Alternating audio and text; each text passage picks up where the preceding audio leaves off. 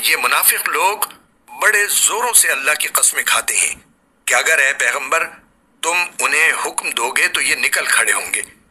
उनसे कहो कि कस्में न खाओ, तुम्हारी फर्माबरदारी का सबको पता है। यकीन जानो कि तुम जो कुछ करते हो अल्लाह उससे पूरी तरह बाखबर है।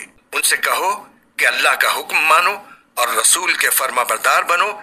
फिर भी अगर तुमने मुंह फेरे रखा तो रसूल पर तो इतना ही बोझ है जिसकी जिम्मेदारी उन पर डाली गई है, और जो बोझ तुम पर डाला गया है उसके जिम्मेदार तुम खुद हो।